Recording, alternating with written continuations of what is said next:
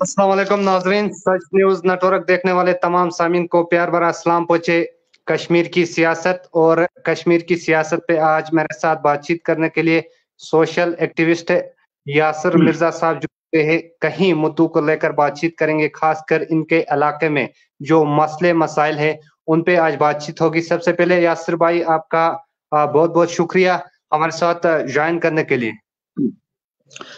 अस्सलाम वालेकुम, शुक्रिया सच न्यूज़ नेटवर्क का।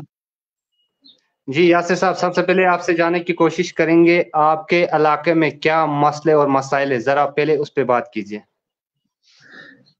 देखो, इससे पहले भी मैंने कई बार आपके इंटरव्यूज़ में कहा है कि हमारा जो ये एरिया है छांदजी, बांडीपुरा से कुछ 8 किलोमीटर्स का फासला है।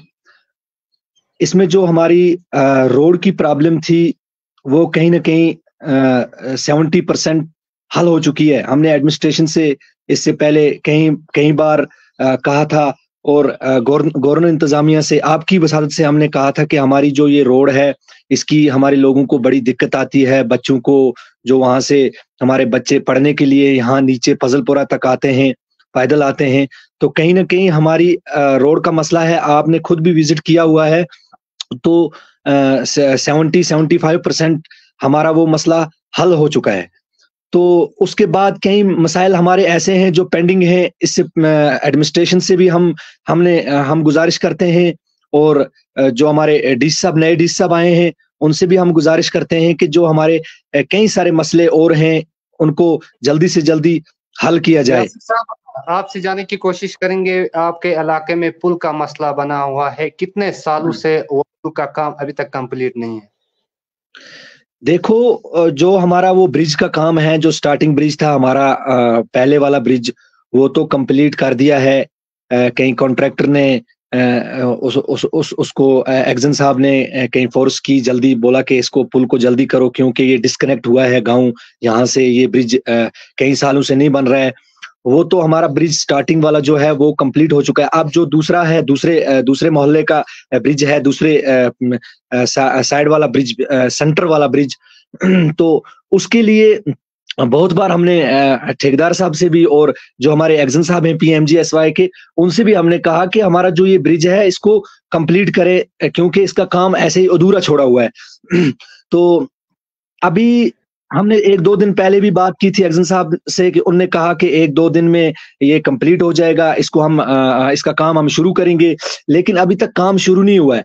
अब हम आपकी वसादत से हम ये कहना चाहते हैं एक्जन साहब से कि हमारा जो ये सेंटर वाला ब्रिज है, इस पे फौरी तौर काम शुरू किया जाए। तो इंशाल्लाह हमें उम्मीद है कि अभी 1-2 दिन बारिश है, उसके बाद इंशाल्लाह ये काम हमारा स्टार्ट हो जाएगा। यासिर साहब, जानने की कोशिश करेंगे आपके गांव में कितनी मुश्किलात हो रही है उस पुल की वजह से, क्योंकि पुल कंप्लीट नहीं है। पुल के इस साइड भी गांव है, उस पार भी गांव है, कितनी मुश्किलात हो रही है? देखिए, बिल्कुल हमें मुश्किलात है, उस पुल की हमें बहुत मुश्किलात है।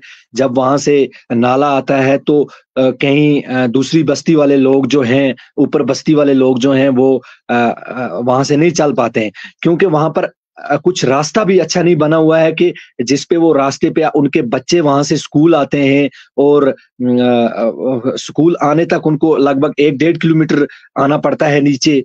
तो हमें बहुत मुश्किलात है उस ब्रिज की। अब हम गुज़ारिश करते हैं कि फौरी तौर जल्दी से जल्दी वहाँ पर काम लगाया जाए उस ब्रिज पे, क्योंकि जो खासकर जो हमारे बच्चे हैं, कोई न कोई कभी उस नाले पे गिर सकता है और चोट आ सकती है, क्योंकि कहीं जाने भी जा सकती है, क्योंकि आज भी आप खुद विजिट करके देख सकते हैं कि यहाँ पर नाला कितना तेज बहाव है इसका। तो हम गुज़ारिश करते हैं कि जल्दी से जल्दी फौरी तौर 1-2 दिनों में उसका काम शुरू किया जाए। यासिर साहब, आपसे जानने की कोशिश करूंगे, आपके इलाके में हेल्थ सिस्टम और साथ ही साथ एजुकेशन सिस्टम किस तरीके का है, उस पे जरा बात कीजिए। देखो, मैं हेल्थ सिस्टम की बात करूंगा। जो हमारा हेल्थ सिस्टम है वहां पर छांदजी में एक हॉस्पिटल सब सेंटर वहां पर बनाया हुआ है, वो कम से कम 8-9 साल से बनाकर कंप्लीट कॉन्ट्रैक्टर ने उसको पूरा कंप्लीट किया हुआ है। उसके बाद लैंड होल्डर के साथ उनका कुछ अपने मामूलात थे, वो भी हो चुके हैं, लेकिन जो उसका पैसा वगैरह आया है वो रिलीज नहीं हुआ है अभी तक। अब अगर वो पैसा जल्दी से जल्दी रिलीज करते तो हम अपनी हॉस्पिटल को ओपन करते, क्योंकि वहां पर अगर किसी को चोट आती है, क्योंकि एक दूर इलाका है, अगर किसी को चोट आती है कम से कम कंट्रोल के लिए वहां पर 1-2 डॉक्टर्स होते और उसको उसकी वो चोट को कंट्रोल हो जाता। क्योंकि हमने इससे पहले भी ACR साहब से और ADC साहब से ये कहा था, और BMO साहब ने बहुत कोशिश की इसमें कि ये हमारी हॉस्पिटल जल्दी से जल्दी ओपन हो जाए।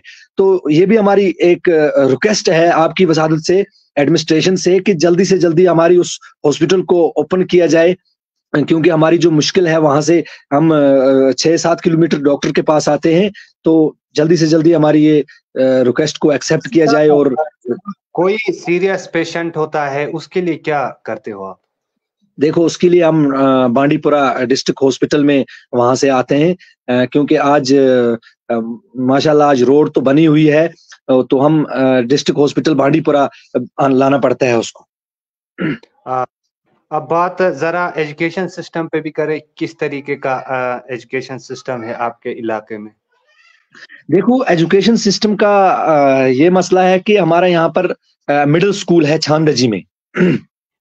हमने इससे पहले भी एक दो बार यहाँ DC ऑफिस लेटर लिखी थी और लेटरें डाली हुई थी कि इसको अपग्रेड किया जाए हमारे स्कूल को, क्योंकि जो वहां पर 9th 10th 11th 12th के बच्चे हैं वो वहां से छानदजी से कभी गाड़ी मिलती है, कभी नहीं मिलती है। कई लोग ऐसे हैं जिनको पर्सनल गाड़ी है, कई लोग ऐसे भी हैं जिनको अपनी गाड़ी नहीं है, क्योंकि वो वहां से 6-7 किलोमीटर हमारी बच्चे पैदल आके यहाँ नीचे दूसरा गांव है पजलपुरा, वहां पर स्कूल जाते हैं।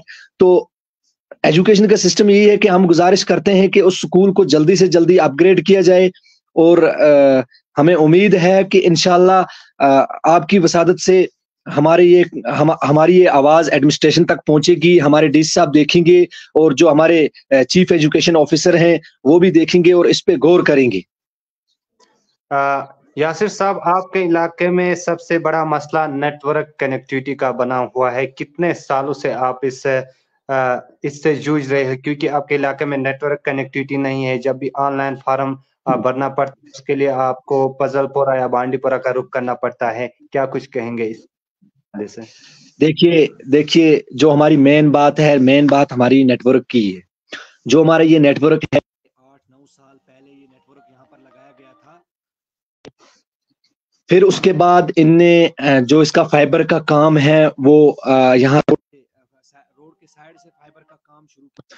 तो हमने इन्हें कहा कि आप जल्दी से जल्दी, जियो वालों को कहा कि जल्दी से जल्दी फाइबर का काम आप कंप्लीट करें, क्योंकि रोड को कई सालों से हम वेट कर रहे थे कि हमारी रोड पे मैकडम हो जाए, हमारी रोड ठीक ठाक हो जाए, जिसपे गाड़ी से ऊपर नीचे जा सके।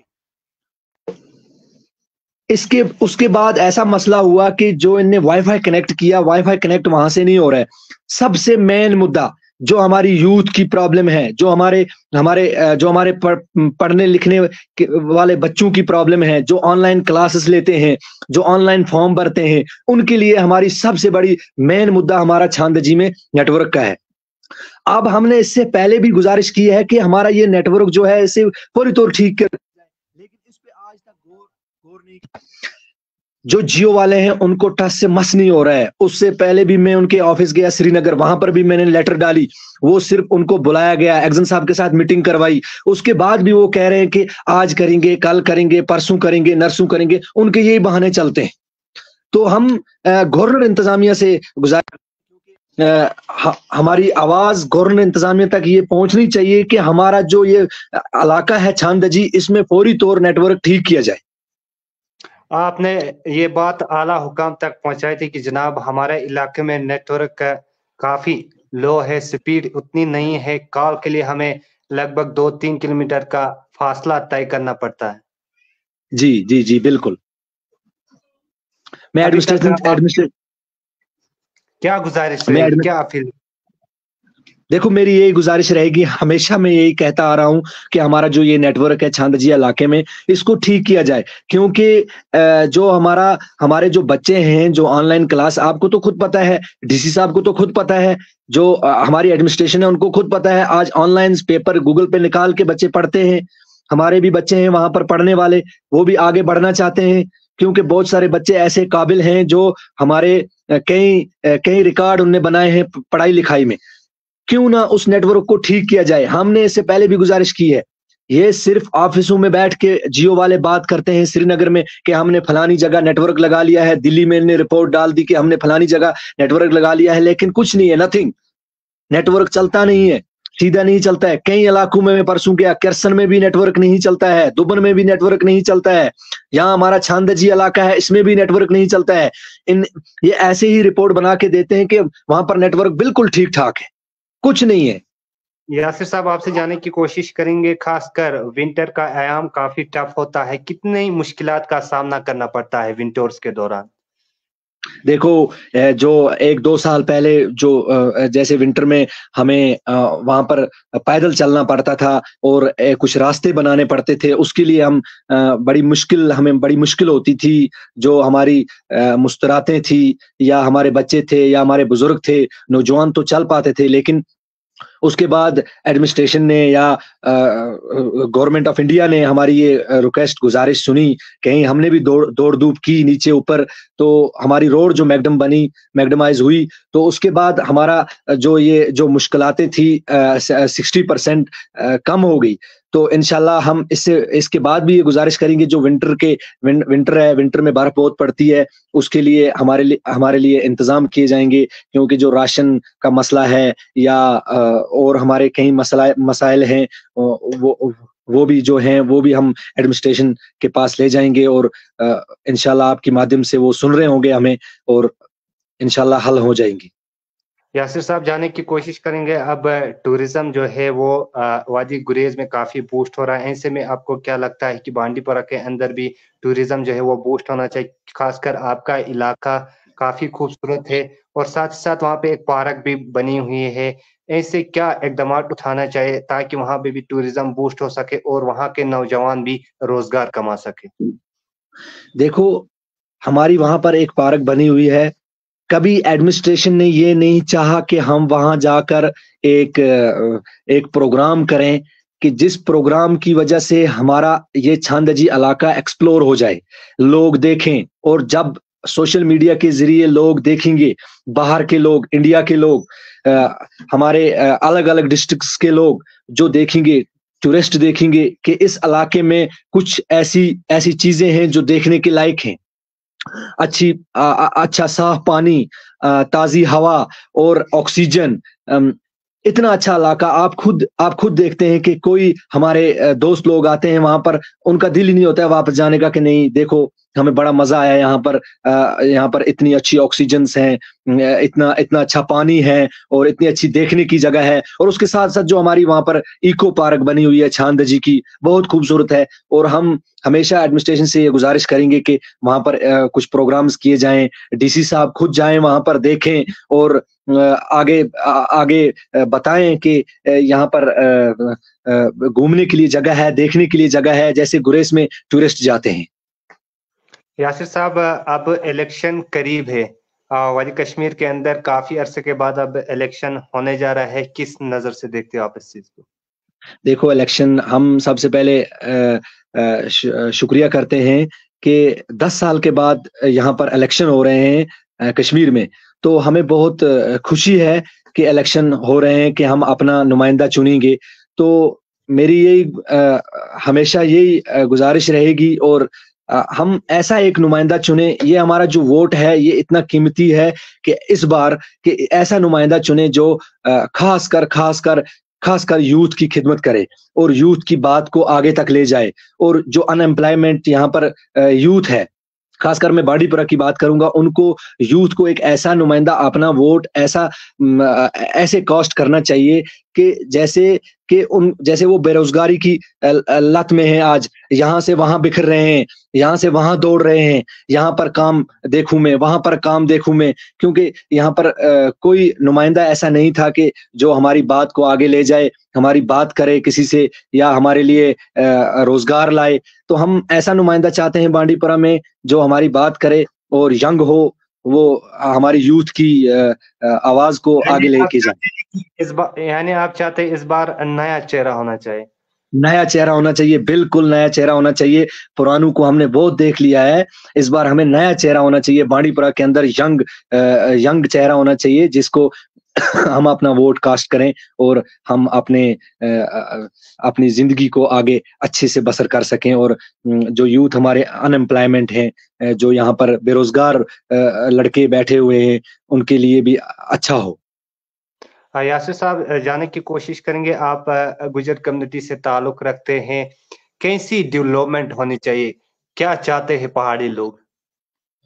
देखो, पहाड़ी लोगों को तो ये सिर्फ इतना ही कहते हैं कि आपको बिजली मिल जाएगी, आपको पानी मिल जाएगा। पानी तो कुदरत का है, पानी तो हमें मिलता है ऑलरेडी, क्योंकि हम पहाड़ों में, पहाड़ पलंग एरियाज में रहते हैं। बिजली तो हमें जब विंटर आती है बिजली तो जब हमें विंटर आता है वो उसमें काट हो जाती है। तो पहाड़ी लोगों को हमें ये चाहिए कि हम पहाड़ी लोग हैं, फॉरफ्लंग एरियाज में जो लोग रहते हैं, इनको जो हमारे वहां पर, जैसे मैंने आपको इससे पहले भी पढ़ाई की बात की और हेल्थ की बात की कि हमारे जो वहां पर हॉस्पिटल्स हैं उनको नहीं ओपन किया जा रहा है, तो ये क्या हमारी डेवलपमेंट के लिए क्या इक़दामात उठाएंगे? हम तो इनको हमने हमेशा यही गुजारिश की है कि जो हमारे वहां पर ऑलरेडी पहले से बने हुए हॉस्पिटल्स हैं, डिस्पेंसरीज हैं, उनको ओपन करें। जो माल मवेशी लोग पालते हैं, ऊपर जो इलाकों में रहते हैं, उनके माल मवेशी कई बीमारियों से ऊपर मर जाते हैं, डॉक्टर्स वहां पर नहीं पहुंच पाते एनिमल हस्बेंड्री के।